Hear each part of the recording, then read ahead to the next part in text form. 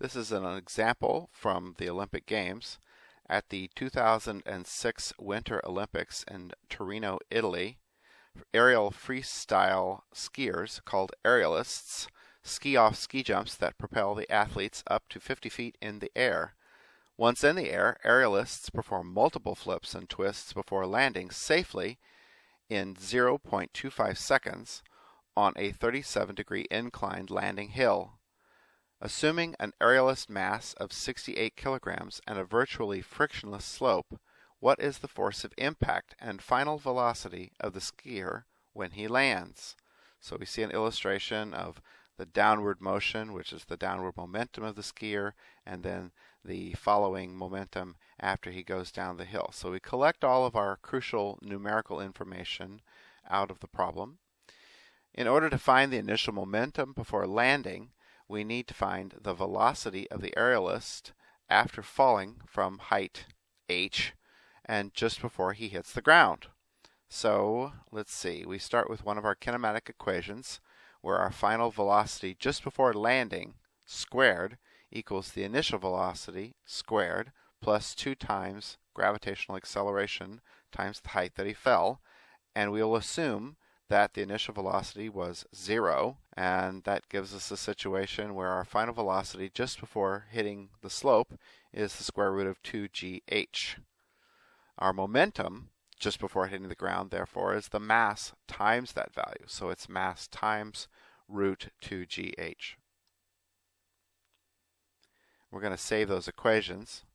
Next, we need to recognize that there is really only one delta momentum, change in momentum vector, that will transform the initial momentum p1 into the final momentum p2.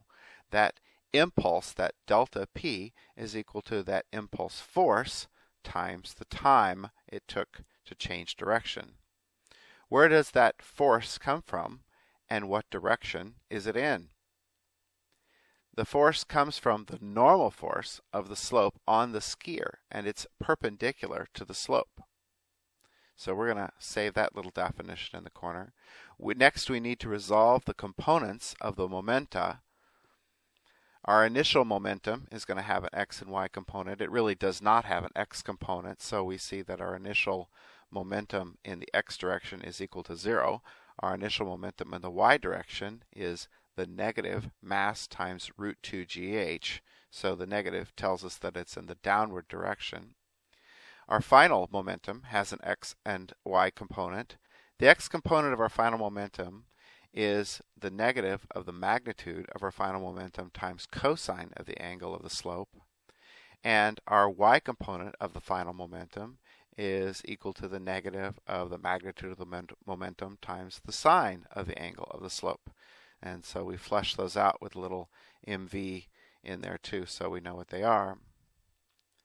Our impulse is also broken down into x and y components, and likewise it's just going to be equal to their respective sine and cosine components, except you notice that our x component is in the negative direction because it's going to the left, but our y component is positive because it points upward. And we've substituted in for our impulse, our delta p, with f sub n times t. This is our momentum vector equation. Our initial momentum plus our change in momentum is equal to our final momentum.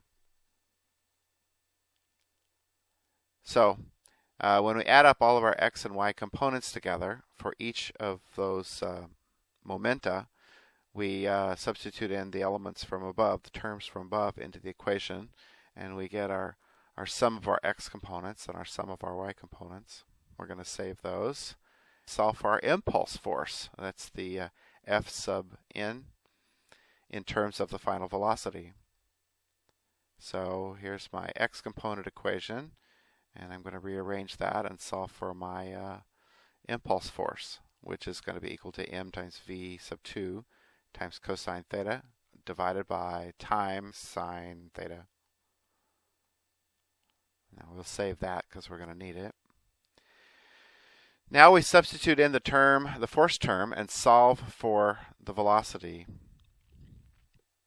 So we're going to take that expression and put it into our vertical component equation. And when we do that, we end up with, let's see, keep going here. We go and go and go algebraically. Oh, look, it's starting to clean up a little bit. And we notice that we got some trig identities there that we can get rid of, because the square of sine plus the square of cosine is just equal to 1, so that goes away. And so we're left with a term that solves for our velocity, our final velocity, in terms of the height that we dropped and the angle of the incline. It's root 2gh, quantity multiplied by sine theta. Now we can solve for our final velocity. Now we're actually going to put numbers in, so we get our calculator monkey out, and it punches in the numbers, and we find that our final velocity is 10 meters per second. That's a pretty good clip.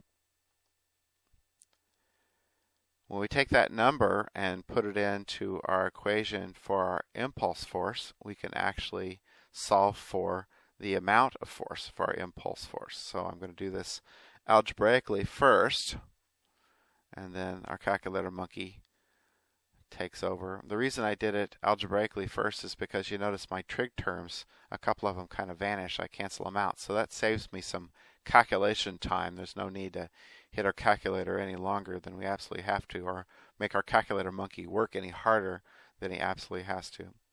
We find our final answer to be 3,800 newtons. That's about 5.5 Gs. So that's a substantial amount of force on the legs of our ski jumper.